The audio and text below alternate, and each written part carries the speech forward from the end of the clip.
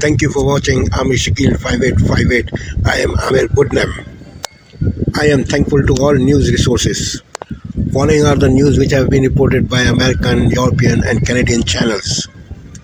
African, Asian channels and all news agencies have reported the same news. US. The Texas law to arrest and deport the illegal immigrants has been cancelled by the district court. Again, agreement between White House and Congress to fund the government. The result of primary elections. Federal Reserve left the interest rate untouched. Secretary of State Anthony Blinken is in Middle East to stop the fighting in Gaza. Chuck Schumer declined Netanyahu request. 28 Palestinians were killed yesterday by Israeli bombing. Haiti bad situation forced American to leave the Haiti capital.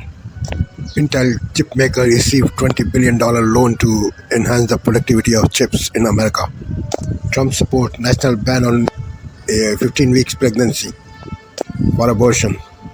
On Wall Street, Nasdaq increased, Dow Jones Industrial increased, and S&P 500 also increased. Major League Baseball season has started officially. Finland is the happiest country and United States at 23rd place. The saddest countries Afghanistan and Lebanon. Auto emission standards. Crackdown in Hong Kong. Now the news in detail.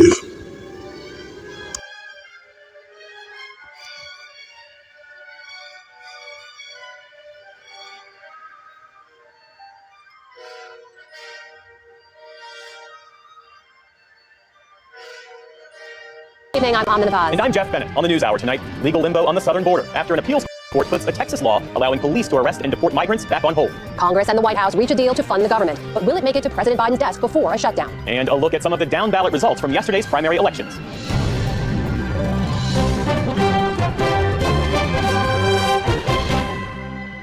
Major funding for the PBS NewsHour has been provided by Consumer Cellular. This is Sam. How may I help you? This is a pocket dial. Well, somebody's pocket. Thought I'd let you know that with Consumer Cellular, you get nationwide coverage with no contract. That's kind of our thing. Have a nice day. A successful business owner sells his company and restores his father's historic jazz club with his son. A Raymond James financial advisor gets to know you, your passions, and the way you bring people together. Life well planned. the Walton Family Foundation, working for solutions to protect water during climate change so people and nature can thrive together. Supported by the John D. and Catherine T. MacArthur Foundation, committed to building a more just, verdant, and peaceful world. More information at macfound.org.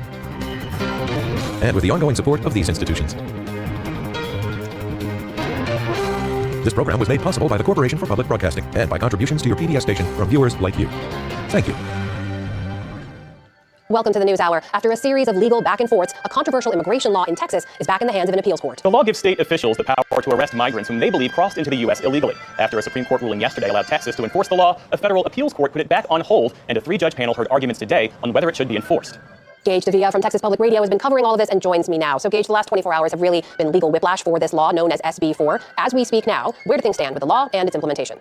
Well, right now, SB 4 is not law, and another hearing is expected in early April, which will decide whether to allow some provisions of that law to continue while litigation against it is being ruled on. So the state met in court today to discuss it, and initially Texas argued that this law should be enforced while litigation against it is pending. But by the end of the hearing and some questioning by the judges, the state asked if at the very least that state officers could arrest migrants to give them give them over to federal immigration authorities. But the judges said that this was already something that they do with current trespassing laws, because migrants have already been arrested for that under Operation Lone Star. But just to clarify, that law is not law, even though it was for a few hours yesterday evening. So Gage, what are you hearing from those Texas state officials? Police departments and sheriff departments on the ground, are they ready and resourced to enforce this kind of law? I think with police, there's almost a resounding confusion on how to enforce this law because officers are not trained for immigration enforcement, which adds to how much police are used as solvents to what are ultimately policy issues. To give an example, the Bexar County Sheriff, which is in San Antonio, has commented on how enforcing this law puts a huge liability on the department if they arrest somebody unjustly. On the legal and advocacy end, there's this fear of increased racial profiling as well along border towns and in the state at large. And there's questions on how exactly this would even be carried out, right, in terms of deportations. Mexico has already said that they would not accept deportations from Texas, and the state didn't explain this process either when it was in court today. What are you hearing from any Border Patrol officials? I mean, these are the federal officers who are tasked with and have the authority over enforcement in these border areas. They are increasingly stretched thin amid these record numbers we're seeing at the U.S. southern border. Do they want state officers to be able to act in this way? Well, often Border Patrol do use police or sheriff officers when they need the assistance, but as far as I know, they have not commented on this specific policy and whether it will help them. But I do know that the Border Patrol and Texas National Guard are currently at odds in equal pass in terms of who is able to do what and where. BP has called for more resources before, which was part of a bill that has famously stalled in Congress, of course, but police is not necessarily part of that. Well, earlier today, we should know Texas Governor Greg Abbott was speaking at a Texas policy summit. He reaffirmed his commitment to SB 4, even as it pinballs through the courts. Here's part of what he had to say. Texas has a right to defend ourselves, and we will use that authority to declare invasion and fight back against that invasion. Gage, as you know, this has really fueled a high-stakes state and federal standoff between Governor Abbott and the Biden administration. What are the implications for this beyond Texas and beyond immigration? I think this should be seen as an attempt to codify Operation Lone Star, but without any real infrastructure to see it through. And as advocates and some Democratic members of Congress have pointed out, that these are ultimately policy issues and not policing issues. But what is happening here, much like with abortion rights through the last few years, is the state attempting to codify culture war issues as policy that don't address the needs of people in border communities or the state at large. In fact, it kind of outright harms them. So the implication there is that there are efforts at addressing these issues and others via policy that are routinely blocked by a nationalist wing of the GOP, and we will likely see that continue without some sort of federal or congressional intervention. So you mentioned this before, is not law now. What do we expect to happen next? Well, it's going to be a waiting game for these next few weeks in the courts until it is heard on again. But at the very least, Texas police cannot arrest migrants for seeking asylum, which they are legally allowed to do so. So as of now, nothing can move on that law, but it'll just be a waiting game until early April. Gage Davia of Texas Public Radio joining us tonight. Gage, thank you very much. Thank you so much. Let's shift our focus now back to Capitol Hill because Congress is racing toward another shutdown deadline with leaders putting the finishing touches on a final funding package and lots of questions about the timeline for actually passing the legislation. It's all unfolding on a busy day at the U.S. Capitol where Republicans are again focused on their investigation of the Biden family. Let's bring in congressional correspondent Lisa Desjardins. It's good to see you, friend. Here we go again. Congress is now facing this Friday deadline to fund 70% of government agencies. Where do things stand? I want to remind people that this is a problem. We've been through this so much that there's a real danger of everyone, including members of Congress, becoming numb to this. Where we are is there is hope that they will meet this deadline, but there's also the chance that they don't. Let me take you through the calendar of where we are. As we sit, today is Wednesday. Some of us had to remind ourselves today. Today is Wednesday. The potential shutdown would begin Saturday if the spending bills are not passed by then. Partial shutdown would be about 70% of the agencies involved. Now, here's the situation. House Republicans have an internal pledge where any bill, they should get 3 days to read the bills. 1, 2, 3, you count that clearly. There's not enough time to read a giant bill and pass it by Saturday. So what we have is a situation where House Republicans are preparing to waive their own internal rule to pass this by suspending the rule. And the hope is that this will be voted on in the House on Friday, quickly, run across the other side of the Capitol, and then the Senate would then pass it. I don't have to tell you, I don't tell our viewers, the Senate does not move quickly. And so it is a big question mark as to whether the Senate can actually pass this on time. Here is what some of the leaders involved said about all this today. I'm a rule follower, and I believe in that idea. We're also up against the crunch of the weekend, and some members on both sides of the aisle, will be traveling and that kind of thing. So we're talking about how to expedite it as quickly as possible, but also allow all the members to have an adequate time to review the legislation. This is not a political or policy question for me. It's basic timekeeping. Amending this bill will take up time that we don't have, all but guaranteeing a shutdown. So again, no one wins a shutdown, and everyone knows what we need to do. We're almost there. We can do this. Brian Schatz, speaking at the Leadership News Conference. Can they do it, though, is the question. This bill is going to be well over 1,000 pages, maybe 2,000 pages long. As we sit here tonight, we still don't have the text. The Speaker said it was going to happen this afternoon. We're all waiting. So this is going to be incredibly close. So the bill is not written, but there is this handshake agreement on a spending deal. We heard the House Speaker Mike Johnson say that he's a rule follower. Tell us about that, where that stands. Right. It's important because in this era of gridlock at the U.S. Capitol, one of the main things that Congress does is pass spending bills. This is how they affect our lives in one of the most consequential ways. So breaking down what I've learned from my sources in both parties that's going to be in this bill specifically. This includes money for the Pentagon, DHS, Homeland Security, HHS, Labor, Treasury, the White House, very big parts of our government. What they've agreed to is to, one thing, raise the number of detention beds for ICE to 42,000. That will be the largest number of detention beds funded in this country in our history. There will be no funding in this bill. It will say no funding for the next calendar year until next March for UNRWA. That is, of course, the UN agency that has come under close scrutiny because of the situation in Gaza. And in addition, there will be 12,000 Afghan special visas granted. Those are for those Afghan interpreters and others who were allies of the U.S. while they're in Afghanistan. But there's the specifics. Let's talk big picture. What is the point of all of this? This bill alone will be $1.2 trillion in spending. Add that together with the other portion that passed recently. Total spending for this current fiscal year then will be about $1.6 trillion. What does that mean? Basically, defense is going to get a small increase over last year. All the non-defense agencies are saying about the same. That's important because Democrats were fearing big cuts there. One other note. Once all this gets through, Speaker Johnson has told House Republicans that he plans to try and tackle Ukraine. We asked him about this today. He does not have a plan for how. So we're going to watch that. And of course, also waiting in the wings, that impeachment of Homeland Security Secretary Alejandro Mayorkas that the House passed. Also, we will be dealing with that after this and after the House and Senate return from spring break. So Lisa, if lawmakers miss the deadline, what would a weekend shutdown actually mean? Actually, not that much. And I think that's why we could see one, because I think the pressure on the Senate is not that great when it talks about a Saturday and Sunday shutdown. For one, there is a law now in place where all furloughed government workers would have to be repaid in the end. We also know that some folks usually affected by these kinds of shutdowns and national parks would not be affected at all. They were already funded in a previous bill. The District of Columbia would not be affected. Often they are as well. I really tried to figure out the effects. Every agency will have problems, complications because of this. Like TSA workers. Like TSA workers, exactly. They will have to work without getting technically paid that day, but paychecks lag. One group that will be affected, here's an example, the Air Force Academy, because of how they're funded, their athletic program will continue, but they may not be allowed to have fans watch. They've got wrestling and basketball this weekend. It's that kind of stuff. Meantime, Republicans in Congress are still trying to advance their impeachment probe of President Biden. They held a hearing today. They had hoped to hear from Hunter Biden publicly. That didn't happen. Bring us up to speed. That's right. Hunter Biden said he couldn't attend because he wasn't asked about his calendar and he had a court date of his own in California over tax charges. But who did attend were two Republican witnesses, one of whom is in federal prison now, a former associate of Hunter Biden's for fraud himself on different charges. The other is a man named Tony Bobolinsky. Now, he says that he was privy to the idea that Joe Biden was at least adjacent to all of the Biden business schemes. And in particular, it seemed that Republicans were drilling down on one 2017 meeting that Joe Biden was said to have appeared at. This is after he left office. Here in Washington at the Four Seasons, there were Chinese officials, including the chairman of the top Chinese energy company, obviously related to the Chinese Communist Party. The person who testified to this said it was not a business conversation, but Republicans have honed in on this. And here's what Tony Bobolinsky said about that. 10 Chinese individuals had to go back to mainland China and say that they were in a room with Joe Biden is the value of what they were giving. This is the same accusation we've had, that they were selling access to Joe Biden. And he also noted that it has been shown that those Chinese officials sent millions of dollars to Hunter Biden's company shortly after that. But the problem is Democrats say Hunter Biden was doing business. Yes, maybe he was not right to be selling the idea of the Biden name, but this doesn't say that Joe Biden did anything wrong. So here's what some Democrats were pushing back, and here's Robert Garcia, Congressman. just want to for the record be very clear that in Mr. Obolinski's testimony, he has provided zero evidence of any sort of link between Hunter Biden and the president as far as it relates to the business dealers. And so once again, we're back to a hearing where no evidence is being provided of any sort of wrongdoing by the president. Bob Linsky disagrees, but it is circumstantial evidence right now. Now, other Republicans are openly saying there's no case here. This case is unraveling. So what we learned today is that Republicans still don't have the momentum to get to impeachment that they claimed they would have a year ago. All right, Lisa Desjardins, thanks as always for that great reporting. Welcome.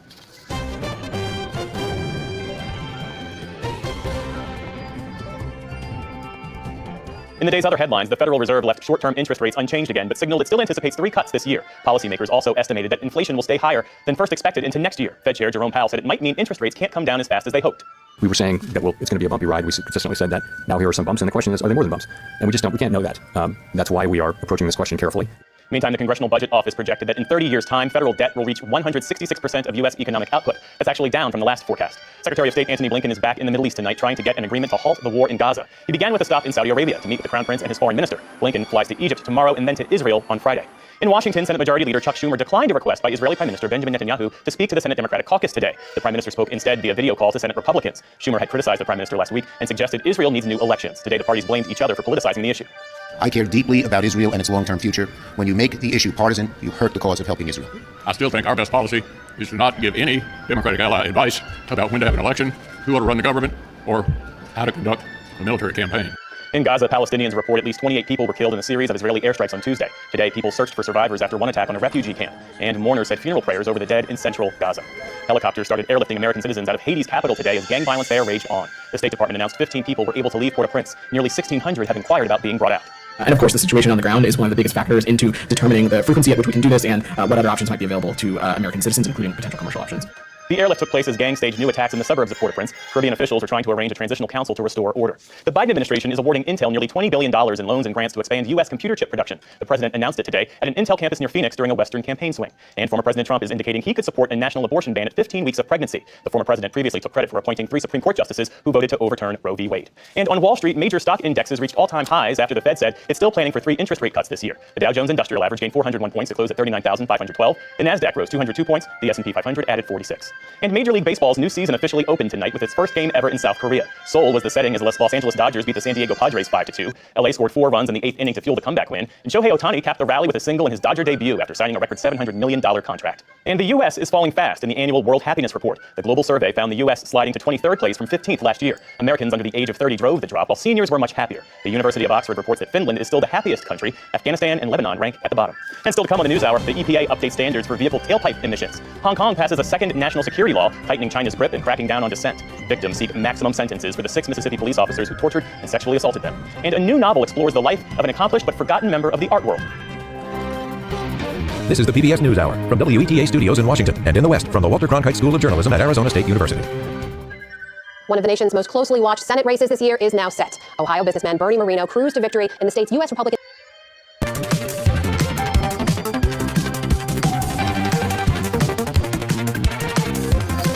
France 24, your economy explained.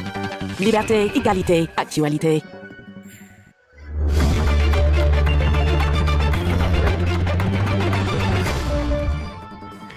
U.S. Secretary of State Antony Blinken returns to the Middle East to put his weight behind the Israel-Hamas truce talks, as global concern mounts for Palestinians in the enclave.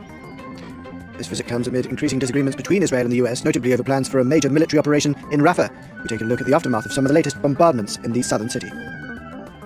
Also looking into Haiti's already struggling economy and as it's being tanked by the security crisis and political uncertainty, with talks on forming a transitional council moving at a crawl following the Prime Minister's resignation last week. You're watching France 24, I'm Alexander Orcott. Now we begin in the Gaza Strip, where global concern continues to grow over the Israel-Hamas war, with UN agencies warning the whole population is now on the brink of famine. This, along with the fate of the Israeli hostages, have brought the foes back to the negotiating table in Qatar. This Wednesday, the top US diplomat Antony Blinken arrived in the region to try to give a boost to the talks. It's Antony Blinken's 6th visit to the Middle East in over 160 days of war. And with each trip, the gravity of the crisis in Gaza deepens. He arrived in Jeddah on Wednesday to meet with Saudi Arabia's leaders. His next stop is Cairo on Thursday, before Tel Aviv on Friday. In a post on social media, the US State Department spokesperson said Blinken will discuss efforts to urgently increase and sustain humanitarian aid in Gaza and build lasting peace and security in the region. One aspect of the US's vision for a post-war Gaza includes the return of the Palestinian Authority to power for the first time in 17 years. But it is a plan that Israeli Prime Minister Benjamin Netanyahu has repeatedly rejected. And it's not the only sign of strain between the US and Israel. Netanyahu confirmed on Wednesday that he would push on with plans for a ground invasion in Gaza's southern town of Rafah, despite warnings against it from US President Joe Biden. There were times we agreed with our friends, and there were times we did not. In the end, we always did what was essential for our safety, and we will do so this time as well. Netanyahu claimed he would have an evacuation plan for the 1.4 million Palestinians who have sought refuge in Rafah, but it is unclear where they are to go, with much of Gaza flattened and facing dire conditions. On Tuesday, Blinken highlighted the need for increased aid in the enclave, saying that 100% of the population is at severe levels of acute food insecurity and in need of humanitarian assistance. Antony Blinken's visit comes as disagreements increase between Israel and its top ally, the US, notably as Israel plans to mount a major military operation in the southern Gaza city of Rafah, where it hopes to wipe out Hamas. Israel has promised to spare civilian lives, where thousands of Palestinians have fled to. A toddler and a preschool child from the same family. They spent their short lives together and died together in Israel's unrelenting strikes on Rafah.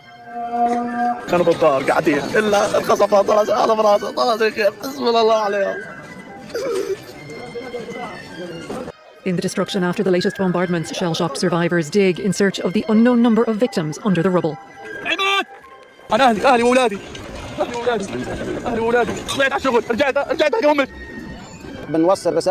We're sending a message to the world that this is a genocide that's killing only women and children and is destroying Gaza. 600,000 children are in the line of fire in Rafah. Israeli Prime Minister Benjamin Netanyahu continues to double down on his promise for a ground operation in the city, saying it's the only way to eliminate the remaining Hamas brigades. Humanitarian agencies are looking on in desperation. It would be utterly catastrophic to have a military incursion into Rafah, the one place people were told to go to be safe, and they fled from around the Gaza Strip to here. There's nowhere to go. You cannot have an offensive without killing a horrendous number of children. Of the almost 32,000 Palestinians killed since the start of the war, more than 13,000 are children. Gaza's entire population is on the brink of famine and the health system is completely non-functional. UN agencies say siege, hunger and disease will soon become the biggest killers. And more than a week after the Haitian Prime Minister Ariel Henry resigned amid a security crisis in the country, negotiations to form a transitional council are proceeding at a snail's pace.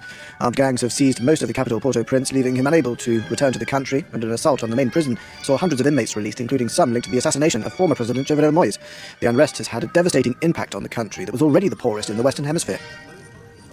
An already fragile economy, ongoing gang violence and anti-government clashes are making it almost impossible for many businesses in Haiti to stay afloat. Street vendors are slowly losing their livelihoods and wonder how they'll feed their families. I am ruined. I have nothing left to sell. I always lived around here, but I used to sell in downtown Port-au-Prince. Now that insecurity is soaring, it's no longer possible to sell anything there. Gangs continue to attack public institutions, including the country's central bank on Tuesday, and freed thousands of inmates from prisons.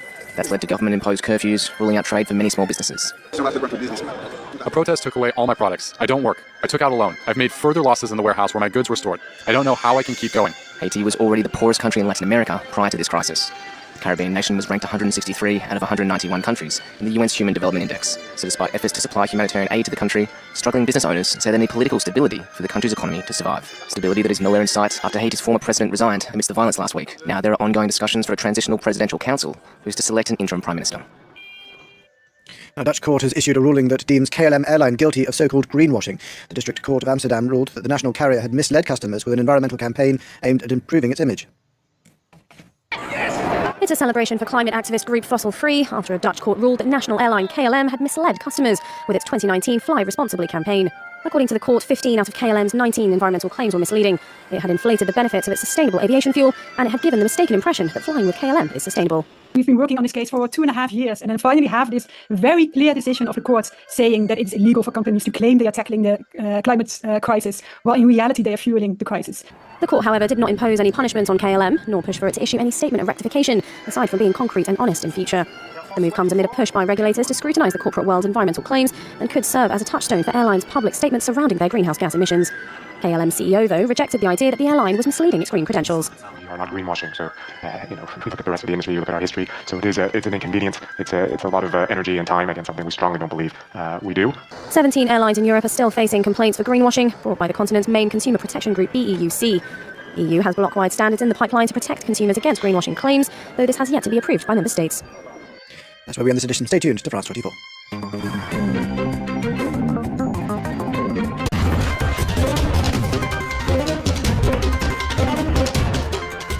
The Vatry Airport, an isolated former military base located east of Paris, is the perfect research and development site for rocket engines. Okay, je vais faire un P2006. Attendez. Engineers here are testing On this Wednesday night, Newfoundland and Labrador's frustrated and furious fish harvesters. The heated protests and the demands. The immigration minister makes a frank admission about his government's Gaza asylum program. Up to now, it is a failure. What's failed and who it hurts the most. Vancouver's Stanley Park is losing about a third of its trees. I don't see a better option. Why so many trees in the historic park are dead or dying. And gauging the world's happiness. Which countries are smiling the most and where does Canada rank? Global National with Donna Friesen. Good evening and thanks for joining us. The business of government came to a standstill in Newfoundland and Labrador today. Hundreds of protesters blocked entrances to the Confederation building, refusing to let staff and politicians in on what was supposed to be Budget Day. Police, including some on horseback, were sent to try to control the crowds, but the chaotic scene, which began before sunrise, was so disruptive, the budget has been delayed. Hundreds of fish harvesters, most of whom make their living catching crab, are demanding the province give them more control over where they can sell their catch and what they can sell it for. Heidi Petrachik on the long-standing complaint that's boiled over in St. John's. What was supposed to be Newfoundland and Labrador's Budget Day instead became chaos. With shoving and shouting, police on horseback pushing into the crowd of hundreds outside the Confederation building entrance. An officer and a protester. Oh, is he hurt here? Injured and taken to hospital. It looks like his hip is broken. His family's with him. And so Budget Day was postponed, the provincial government calling it, quote, an unsafe environment. What is unacceptable is violent protests. And so some of the behaviors we saw today will not be tolerated. Fish harvesters say overregulation and selling restrictions keep them from making a living in a fishery not as lucrative as it once was before the cod fishery collapsed 3 decades ago. Snow crab is now the most valuable catch, employing more than 17,000 people and worth hundreds of millions of dollars, where prices this year, they say, are set far too low. Last year we went to work for nothing, and now we're trying to do it again this year, get us back to work again for nothing again. And we're not doing this. I shouldn't have to be in here fighting for my very right to survive in the industry that I've grown up into. Their union has urged the province to grant new processing licenses and open up all fish markets to outside buyers. But so far, Newfoundland and Labrador has only committed to do so for snow crab. I want to stress we want to do it responsibly because the whole of the industry doesn't just include a select few. The province now has a temporary injunction to keep protesters from causing a nuisance adjacent to or in the vicinity of the Confederation building and from molesting, assaulting, or intimidating the province's employees or blocking the entrances to the Confederation building. Get used to us. That's all I got to say. Protesters plan to return Thursday when the province intends to try to release its budget again. Heidi Petrachik, Global News, Halifax. Israel, which had said it had control of northern Gaza, is launching more attacks there, including one on Shifa Hospital. The IDF claims it's killed at least 90 gunmen during a 3-day raid on that hospital, a claim Hamas denies. Shifa was the biggest hospital in Gaza before the war. Now it's one of the few healthcare facilities even functioning in northern Gaza. Hundreds of displaced people are living there. Israel claims gunmen were again using the hospital and that it found a stash of weapons and detained 160 people. The Hamas-run health ministry says all of those killed were wounded patients and displaced people. Canada had opened a temporary visa program so Canadians with family in Gaza could apply to get them out. Well, today the immigration minister made a frank admission about that program. Mark Miller said it's a failure. We have heard from a number of Canadians who complain the process has stalled. And now a parliamentary vote on a motion calling on the governing Liberals to halt future arms exports to Israel could make things even worse. David Aiken is following developments. David. Well, Donna, MPs who voted in favor of Monday night's motion were most pleased about a call for Canada to cease all exports of arms to Israel, and Foreign Affairs Minister Melanie Joly said she would follow through on that. Ms. McPherson. But that motion and Joly's response angered the government of Israel. And Canada's immigration minister Mark Miller said Wednesday that will impact a special immigration program to get people out of Gaza. The actions of the government of Canada has consequences, and on the particular impact of that program, I don't think that motion is necessarily a good thing. In January, Canada set up a special temporary visa program to help up to 1,000 Canadians and their extended family members trapped in Gaza. So far, 986 have applied, and yet the program has helped just 14 people get to Canada. This is a program that we knew from the get-go could be a failure. Up to now, it is a failure, and it's something I think we need to recognize. An Ontario woman said this week that her brother died in Gaza while waiting to hear about a visa from Canada. And Global News reported Tuesday about a Calgary man who has 16 extended family members trapped in Rafah. All have been approved for visas from Canada. My biggest fear right now is that I won't be able to talk to my sister tomorrow. The problem? Canada can issue the visas, but the list of asylum seekers allowed to leave Gaza must be vetted by the Israelis. The Israeli government has been quite clear in saying they're watching the actions of the Canadian government, and any actions that are seen as to be unfavorable can affect their decision-making at the highest political level. And so we can't be naive as a country as to the actions that we take and the impact that can have on the ground and for actual people's lives. Israel's ambassador had no comment on the matter, but Israel's policy has always been to do a background check and approve who gets to leave Gaza for its own security reasons to ensure that, among other things, no one associated with Hamas is able to escape. Don. David in Ottawa, thanks. The federal opposition leader Pierre Poilievre is trying to topple the government by introducing a non-confidence motion. His Conservative Party doesn't have the numbers to pull that off, but that didn't stop him from trying. It's part of Poilievre's campaign to end the federal carbon tax. So once again, which will it be? Will he spike the hike or will we have a carbon tax election? What will it be, Mr. Speaker? It will be that Canadians get more money with the Canada carbon rebate. 80% of Canadian households in areas where the federal carbon tax applies get more money every year from the Canada carbon rebate than they pay in the price on pollution. The Conservative motion was defeated today after the Liberals, New Democrats, and Bloc Québécois voted against it. The Environment Minister said the country can't put climate change on pause. The levy is set to rise about 23% on April 1st, which means consumers can expect to pay about 3 cents more for a litre of gas than they do now, though most Canadians will receive a rebate. There are new revelations about suspected fraud involving millions of taxpayer dollars. Public Services and Procurement Canada says it's referred the cases of 3 IT subcontractors to the RCMP. They're accused of fraudulently double billing millions of dollars in dozens of departments. Abigail Beeman explains what it's all about. Nothing to do with the ArriveCan controversy, and different from the fired Auditor General employees whose cases were referred to police, another procurement problem. 3 IT subcontractors accused of double billing dozens of departments for the same work for a total of $5 million. The situation is obviously unacceptable. This is a very serious issue, and it deserves a very serious response. The government referred the cases to the RCMP, but federal officials call this just the first wave of fraudulent billing. They're looking into another 5 to 10 cases right now. The $60 million Arrive scam is just the tip of the iceberg. They need to name names. We don't know who has been implicated in this. Citing the investigation, the government is being very vague on details, not naming the subcontractors or departments involved, with no clear answer on the extent of the problem. The procurement minister and Treasury Board president tried to put a positive spin on it. It shows that the investments in what we call electronic procurement, in data gathering and data analytics over the last few years are starting to work really well. Saying 98% of contracts are now digital, which allows for better communication between departments, and promising more oversight, including a new Office of Supplier Integrity and Compliance and an updated manager's guide. The purpose of that guide was and continues to be to reduce reliance on third-party contracting. Ministers say the fact the three were found should be a warning to anyone else thinking of double billing the government. Abigail Beeman, Global News, Ottawa. Global News has learned Canada's Immigration Tribunal has ordered the deportation of Iran's former Deputy Interior Minister. In December, a Global News investigation found Syed Salman Samani, once a spokesperson for Iran security forces, was living in Toronto. The 43-year-old became a senior minister in Iran's government in 2016. He is the second senior member of the Iranian regime to face removal from Canada under sanctions which bar senior Iranian officials. Those sanctions were put in place after the killing of Mahsa Amini, whose death sparked mass protests in Iran. Samani's case is one of 9 suspected senior Iranian officials facing deportation proceedings in Canada. Toronto public health officials are warning about rising cases of Mpox, what we used to call monkeypox. There have been 21 confirmed cases in Toronto this year. Last year, there were just 27. The virus is usually spread through intimate contact, and men who have had sex with men are most affected. 2 doses of vaccine offers the best protection. In the U.S., a controversial immigration law in Texas has been put on hold again. Late last night, a federal appeals court voted to temporarily freeze the law that would allow local police to arrest, detain, and deport people suspected of crossing the border illegally from Mexico. Jackson Prosco now on the standoff playing out in Texas that could have international implications. The international boundary between the U.S. and Mexico is at the center of the dispute between the state of Texas and the White House, after Texas passed its own immigration law, bypassing federal jurisdiction. All Texas is going to be doing is basically enforcing the laws that were passed by Congress that Joe Biden is refusing to enforce. The law, known as SB 4, gives local police and state judges the power to arrest and deport people suspected of illegally entering Texas from a foreign country, a job typically handled by U.S. Border Patrol. As the courts weigh whether SB 4 is constitutional, Mexico's president called it dehumanizing and said his country will not accept deportations from Texas if the law ultimately stands. Local police say they have concerns too. It's not like, oh, he looks illegal and we're going to put him in jail. We can't do that. We can't stereotype someone, someone from Mexico and do that. Those who work on the front lines of immigration see an even bigger problem. The law could be used to target people already in the U.S. It's not just against recently arriving migrants. Migrants who are coming to the border today, but this really goes after Texans throughout the state. It's all part of a broader fight between the White House and Republicans who have blocked bipartisan efforts at border reform in Congress. Iowa has now passed a bill similar to the one in Texas. The states haven't been engaged in this kind of policy, no more than they have been in printing and coining currency. But if you let the states into this area, you open up a Pandora's box, and not just in immigration. The standoff has become a major test of whether the states will remain united behind U.S. law. It seems unlikely to end the crisis at America's southern border, with migration still at record levels. Jackson Prosco, Global News, Washington. In a move that surprised the country, Ireland's Prime Minister Leo Varadkar says he is resigning and that the country's coalition government would stand a better chance of re-election under another leader. Varadkar says the decision is both political and personal. He suffered 2 recent defeats in referendums on changing what he calls sexist language in the country's constitution. He was in Washington last week where he challenged the U.S. position on the war on Hamas. He also played a leading role in the 2018 referendum that legalized abortion. He was the youngest person ever elected Irish Prime Minister when he took office and the country's first biracial and openly gay Prime Minister. Tens of thousands of trees are being cut down in Vancouver's Stanley Park, coming up why so many of them are unhealthy or have already died. Plus, why all bodies of water in 2 national parks are now closed, and the investigation at the London hospital where Princess Kate was treated.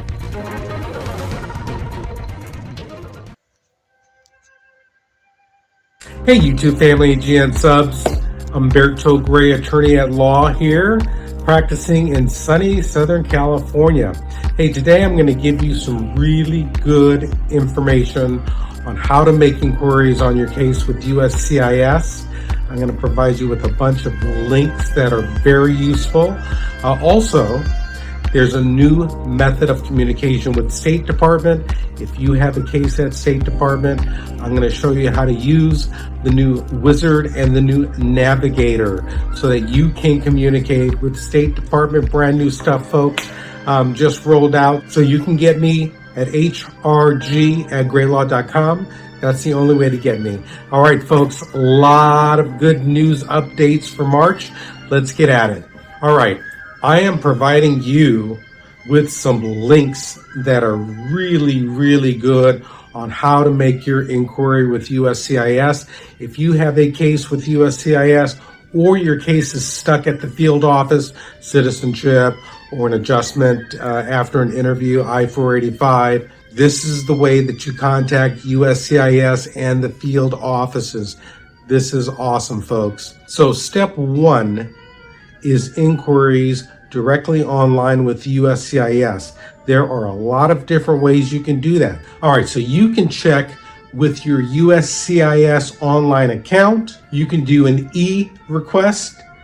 You can ask Emma. They have a really cool tool where you ask Emma a question. Emma will answer you. You can also dial in the contact center. I provide you with a phone number. These are ways you can check directly with USCIS, different ways. Really awesome stuff. If that doesn't provide you with a satisfactory answer, you can contact the Ombudsman. I'm giving you the information. The Ombudsman is an individual at USCIS that will answer your inquiry. We'll look into it. We'll see if they can provide you with an answer. That's the second way that you can contact USCIS, and they're pretty good. The ombudsman will get back to you. All right, let's talk a little bit about State Department. There is a new method of communicating with State Department. It's called the Wizard and the Navigator, okay?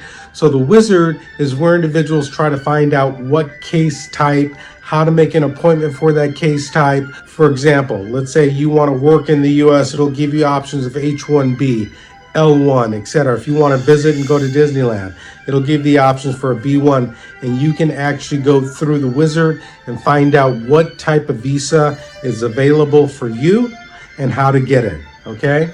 Now, the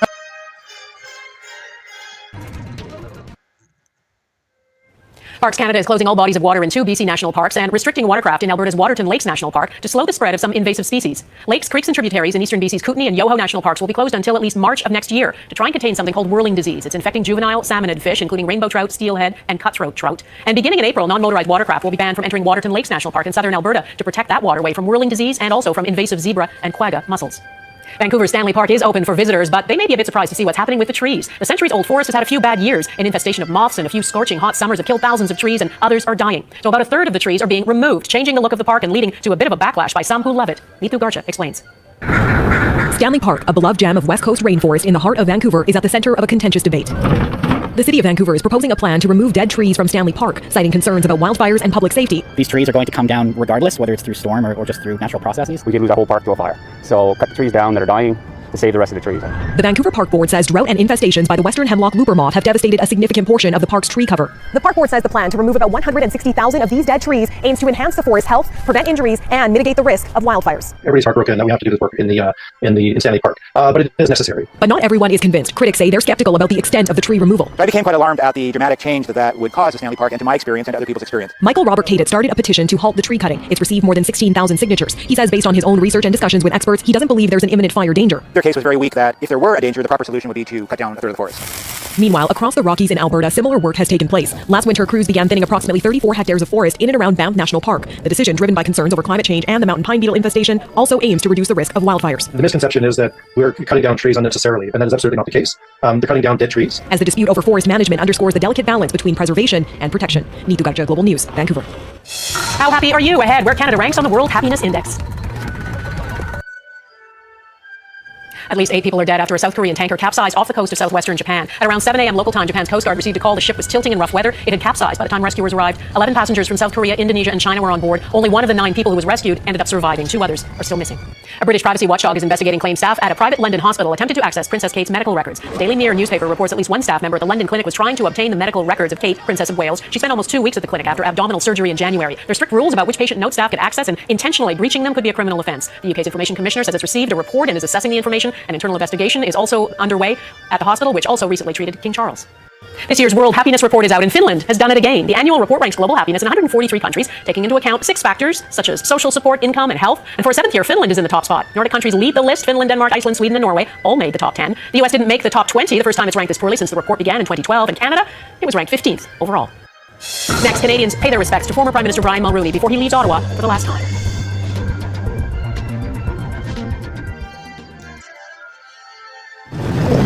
Hundreds of Canadians stood in line in Ottawa today for their turn to pay their respects to the late Brian Mulroney. Today would have been the former Prime Minister's 85th birthday. The hearse carrying his casket passed by Parliament Hill for one final time before heading to Montreal ahead of the state funeral on Saturday. Mackenzie Gray spoke to some of the people who waited in the bitter cold in Ottawa today to remember the man they hold dear in their hearts. Early morning tears gave way to smiles as Brian Mulroney's family received warm tributes from Canadians for a second day as the former Prime Minister lay in state in Ottawa. We lost a Prime Minister, but they lost a dad, and she lost a husband. And today is about filling that space with the memories of everyday Canadians who are waiting outside right now. I can see the line out there, and to listen to them and to enjoy their memories and their kind words. The family was so nice and sweet. I felt like I was meeting the royal family, so it was really cool. It was an amazing moment, very intimate. They were great with the people, very personable. It felt like a family funeral. Those intimate moments ultimately exceeded over schedule to accommodate all those who came to pay their respects before a final private family moment together with Mulroney's casket.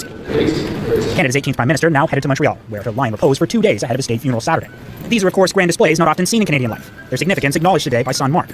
From our entire family, thank you again to everybody out there who's reached out or wrote to us. We can't thank you enough, he shared. Indeed, March 20th has been a long, memorable day for the Mulroney family. This year, they mark it in grief and quiet celebration, without the husband and father who led this country. Dad would have been 85 today, Mark wrote. What a life he had. We miss him dearly. Mackenzie Gray, Global News. On. I'll host live coverage of Brian Mulroney's state funeral in Montreal Saturday morning, right here on Global. That is Global National for this Wednesday. I'm Donna Friesen. Spring has officially sprung, and sorry to those who are still feeling like they're living in the depths of winter. Tonight's here, Canada. Are these beautiful cherry blossoms in Vancouver? Yeah, I said sorry. Thanks for watching. Jackson Frosco will be at the anchor desk tomorrow, and I'll see you again on Friday. Bye-bye.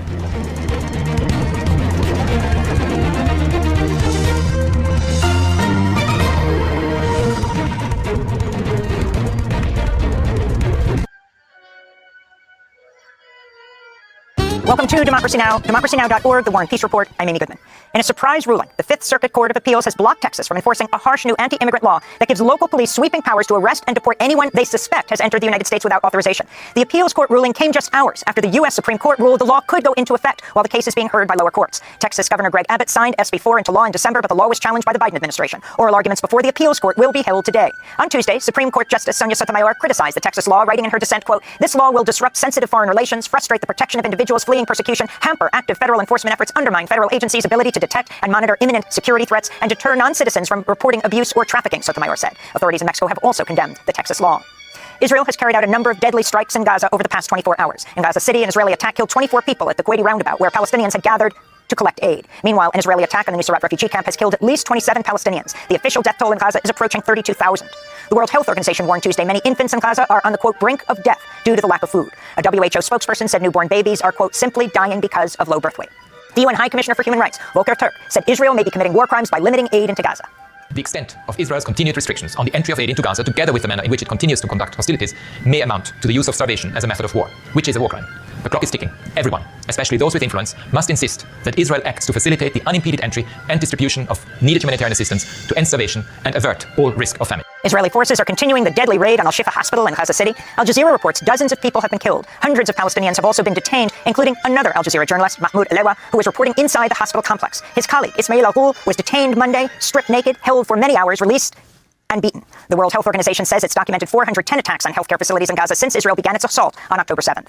In other news on Gaza, Canada's government has announced it will halt weapons shipments to Israel after the Canadian Parliament approved a non-binding resolution on the issue. The motion, which passed by a vote of 204 to 117, also called on Canada to work towards the establishment of the State of Palestine.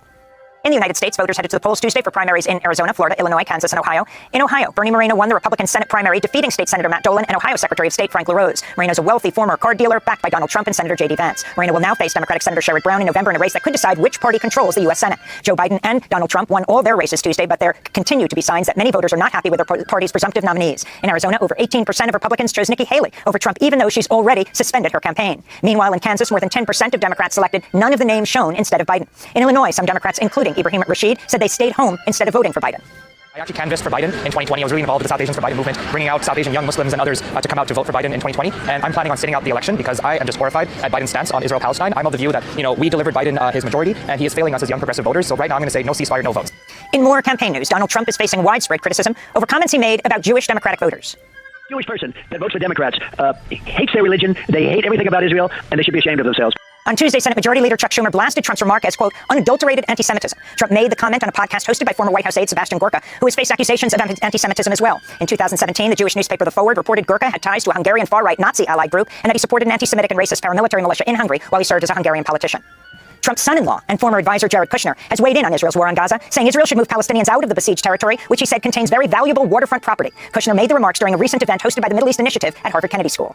In Gaza's waterfront property, it could be very valuable to if people would focus on kind of building up, livelihoods. You think all the money that's gone into this tunnel network and all the munitions, if that would have gone into education or innovation, what could have been done? And so I think that it's a little bit of an unfortunate situation there. But I think from Israel's perspective, I would do my best to move the people out and then clean it up. But I don't think that Israel has stated that they don't want the people to move back there afterwards.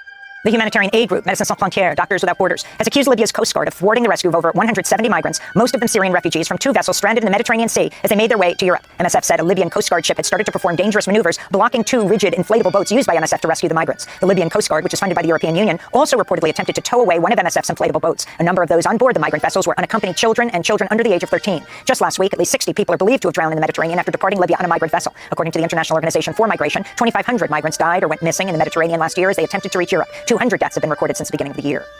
The Cuban government's accusing the United States of inciting recent protests in Cuba, where a growing economic crisis has resulted in power blackouts and food shortages. On Sunday, hundreds of people took to the streets of Santiago, Cuba's second largest city. Cuban President Miguel Diaz-Canel criticized U.S. policy in an interview with NBC News in Havana.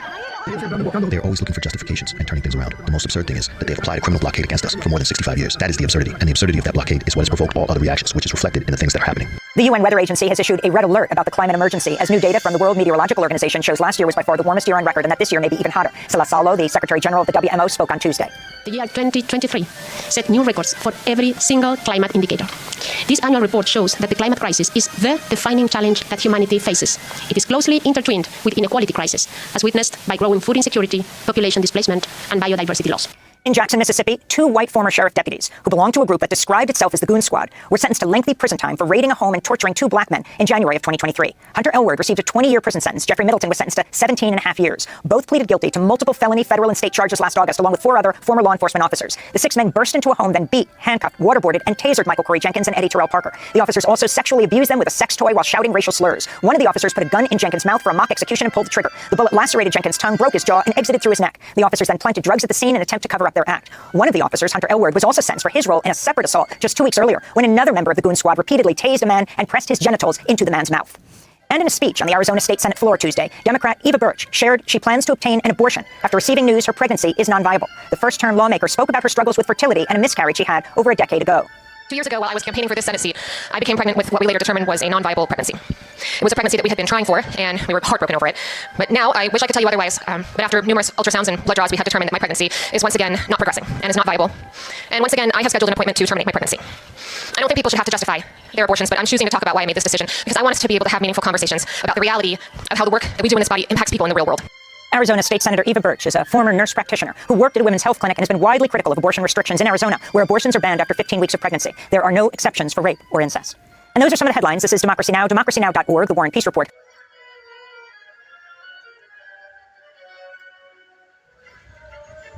Thank you for watching and privilege of your time. This is Amir Shakil 5858. I am Amir Goodman. Have a good life.